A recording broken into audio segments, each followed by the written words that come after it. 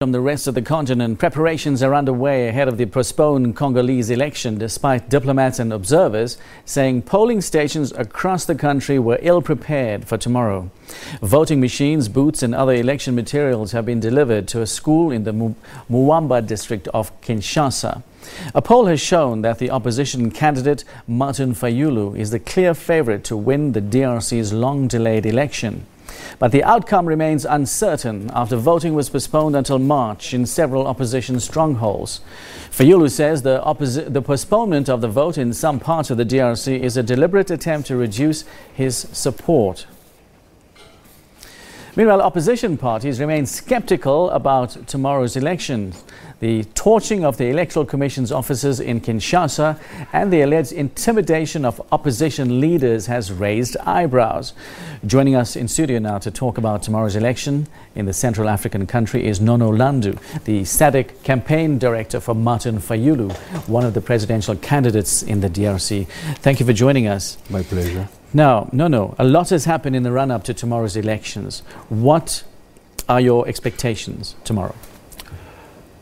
I have to say that we are very cautious and concerned about what might happen tomorrow, because the Electoral Commission is very ill prepared to organize a smooth poll, because as we speak, we're just some few hours away from those elections, but only 60% of ballot paper have been delivered to polling stations.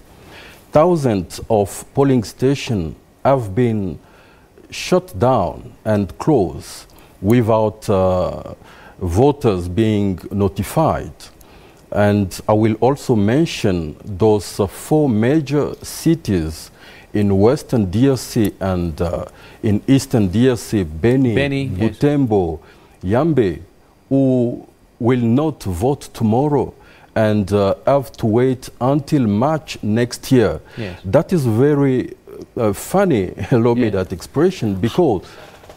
How big an impact would that have, the exclusion of these major cities, to the vote itself, as well as you say, there seems to be certain voting stations that are closed, that voters have not been made aware of the closure of these stations, and you seem to give us a picture that overall the country isn't really ready for elections tomorrow. The country, the Electoral Commission is definitely not ready for what will happening tomorrow.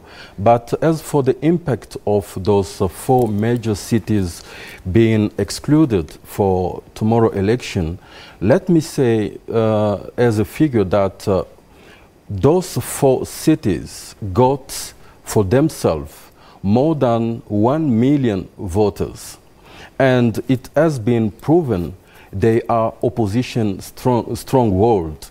It has been shown during the electoral campaign with those tremendous crowds supporting Martin Fayulu, because looking at those recent survey some institute made, is far away the favorite of tomorrow poll. But so if you take away the 1 million voters, what percentage of that, of the electorate, does that constitute? That is 3% of the electoral, and it's huge. 3% can make a major difference in the final outcome. Then it's really unfair to just, without any solid explanation, cancel election on those parts of the country, because according to the Electoral Commission, it's due to that Ebola crisis outbreak and some other security reason.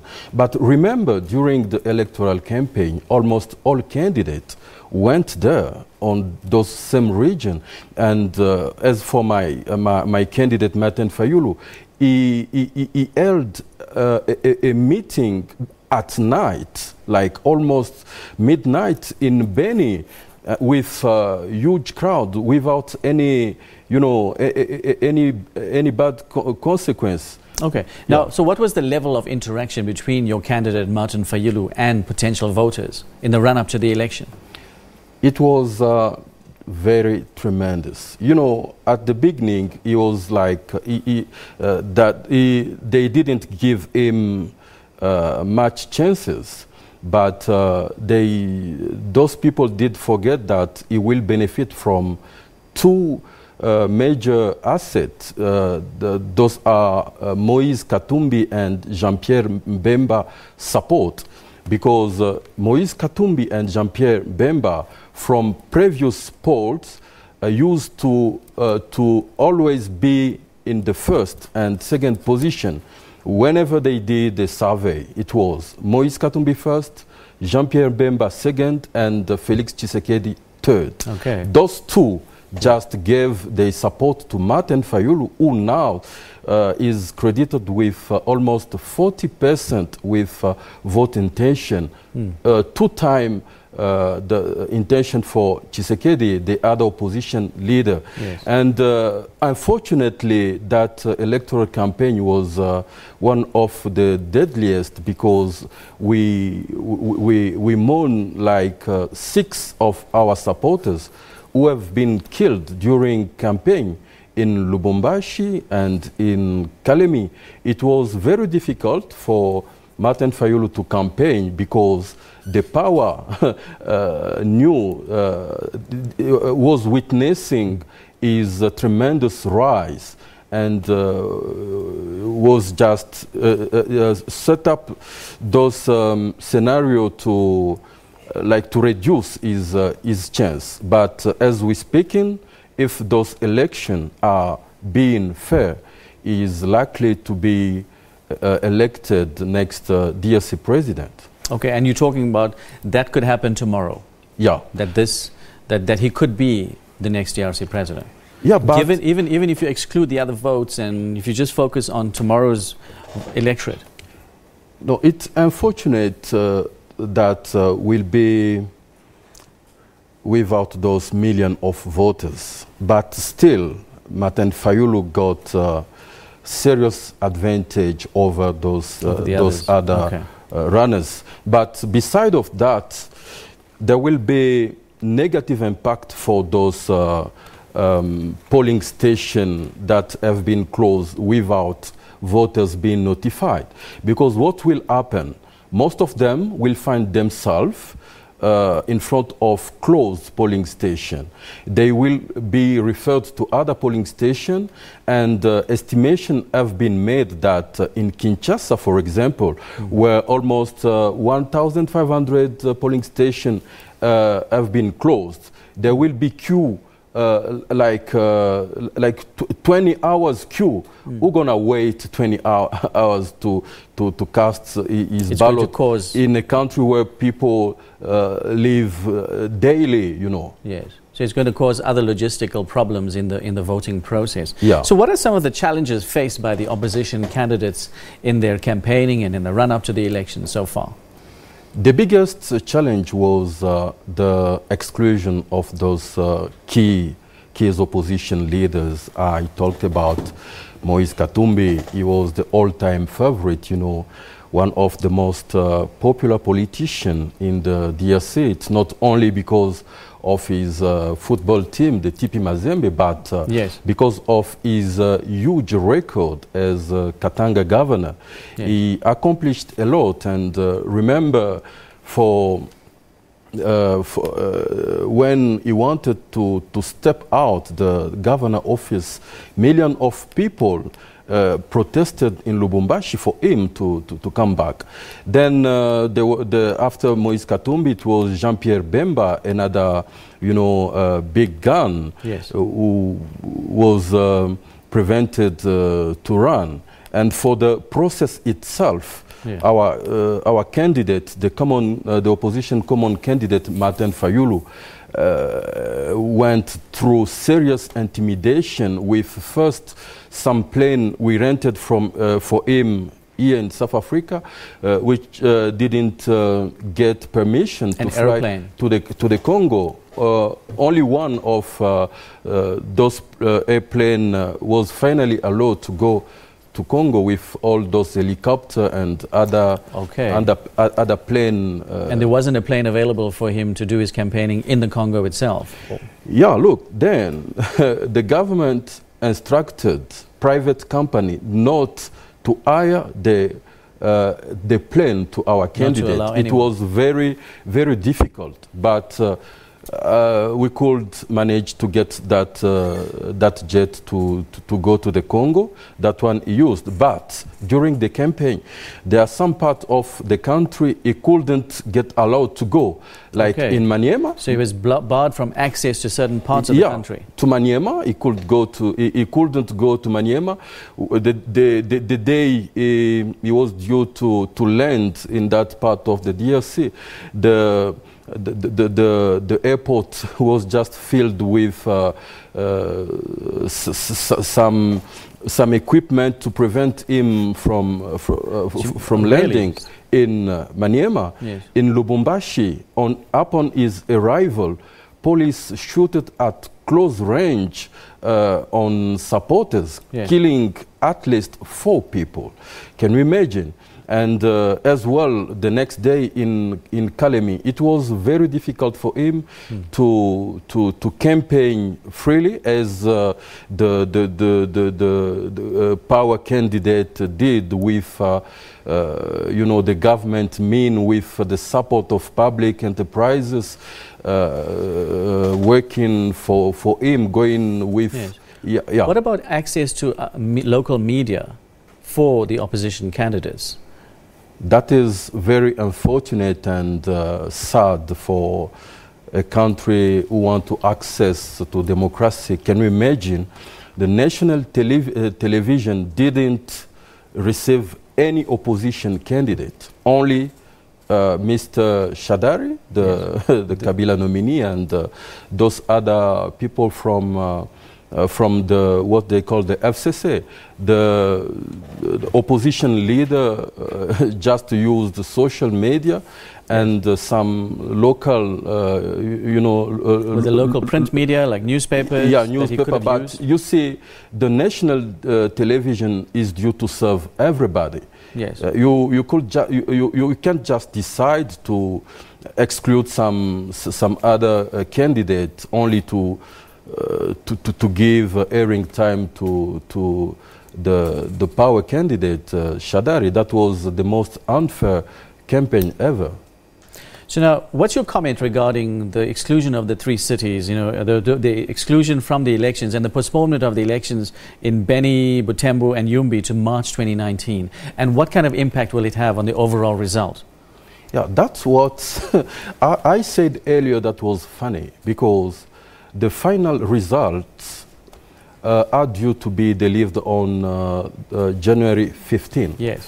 And the elected president should be sworn in by the 18th January. Of January, yes. What will be the use for those elections in March? It doesn't make sense. It just doesn't make sense. So there could be a possibility that you get an elected president in January, and then it could be turned around in March. No, is there a possibility? I don't know. Maybe that kind of scenario happens somewhere else in the world, but I don't. As far as I'm searching, I can't find such figure. It's just a comedy. Let me say that for those more than 1 million people to go and elect a president that was already sworn in by January 18. It doesn't make sense. Yes, and then they're going to go through the election process in March. And it's not even sure because people are really fed up. They protested all those days. Yes, we've seen protests in the last few days. Yeah, because it's one of 1.5 million. Some country got that number for as the population. It is very unfair. So now, in your opinion, will the DRC ever experience democracy in our lifetime? That is our fight. that is why we we are committed to run, even if those elections are far from being fair. And that's why we call in on the, the international community, the African Union, the SADC as well, to have a close look on what will happen tomorrow and later, because it's the future of not only the DRC, but the sub-region that is involved. Because, from its geostrategic position, the DRC can positively or negatively impact the rest of Africa. There's regional impact. Yeah. What about the exclusion of international election observers? Yeah, it's not only the exclusion of those international observers, but also for the international press. I don't know if the SABC tried to send some journalists to witness what will happen tomorrow, but that is another sign that Kabila's camp doesn't want a free election. It will just be some indoor arrangement to make the candidate win. And as you heard from some media, for Kabila to bounce back in 2023, that is his intention. That's why they started by refusing any help from the international community to organize those elections, which are very chaotic. Can you imagine some electoral equipment have been transported by bicycle in a country as large as the DRC, and it's a part of international observers, international media. There's also that accreditation to opposition witness that has been denied.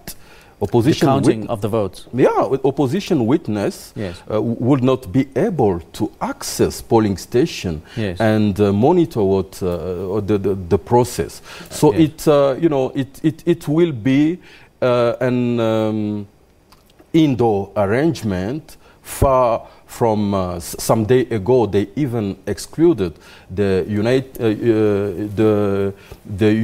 Europe ambassador in the EU ambassador. Yeah, the EU ambassador in the DRC in Kinshasa, but Ouvry. So it's everybody who can have a closer look to the process is not welcome. They want to kill without any witness. Now, given all of these conditions under which your candidate has been operating and campaigning, and the material conditions of the voting process itself, as well as the exclusion of observer status, the whole ethos, the whole melting pot of this particular election, how confident is your candidate that he could become the next president?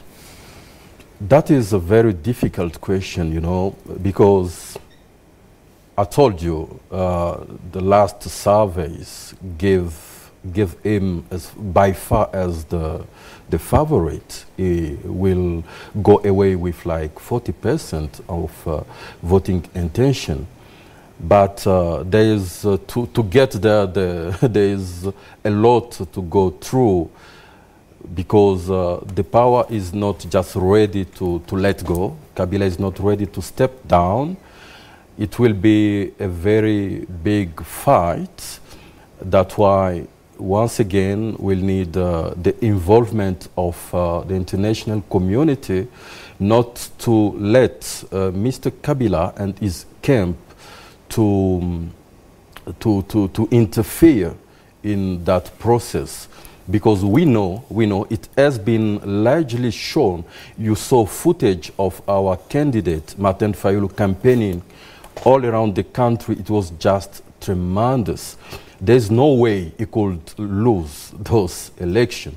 But we're still very cautious, and we'll be watching carefully what will happen tomorrow. Unfortunately, there won't be any international witness, observer, to note what will go wrong. It will be Kabila himself with his ally trying to make a president, a puppet president. Very sad, but we are still confident. We hope that they won't steal our people's voice. And you are hopeful? We are. Thank you. Well, thank you very much indeed for coming into the studio and giving us this analysis of this election and the process. This was Nono N'Landu, the SADC campaign director for Martin Fayulu, one of the presidential candidates in the DRC elections. Thank you very much indeed for joining us. My pleasure. Well, now back home, we take a short break and we come back after this. Don't go away.